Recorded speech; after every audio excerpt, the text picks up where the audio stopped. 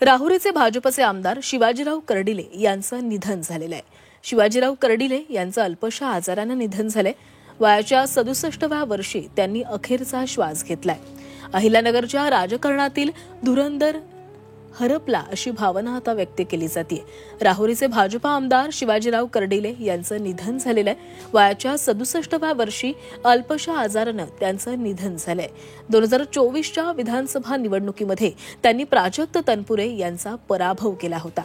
शिवाजीराव कर्डिले यांच्या निधनानं अहिल्यानगरच्या राजकारणामध्ये मोठी पोकळी निर्माण झाली आहे। कर्डिले यांनी सरपंच म्हणून आपली राजकीय कारकीर्द सुरू केली।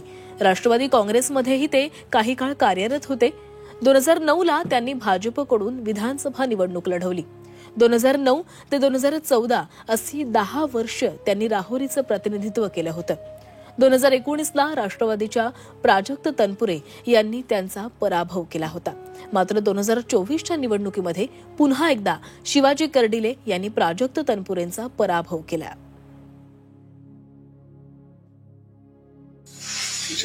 संघर्षमय त्यांचा हा संपूर्ण जीवन प्रवास होता। समाजकारण, राजकारण, सहकार क्षेत्रामध्ये आणि प्रशासनावर एक उत्तम पकड असलेला नेता आणि स्पष्ट वक्तेपणा असेल आणि त्यांच्या जाण्यामुळे निश्चित खूप मोठी आमच्या जिल्ह्याची उणीव किंवा पोकळी ही कधी न भरणार आहे। सगळ्याच क्षेत्रामध्ये त्यांचा दबदबा होता।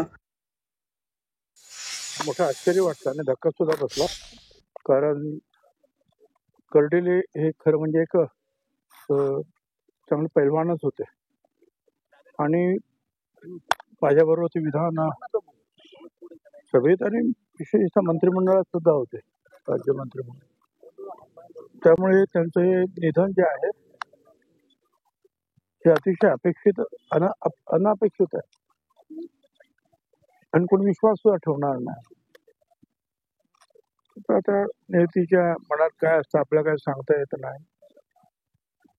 मी त्यांना माझ्यातर्फे, पक्षातर्फे आदरांजली अर्पण करतो।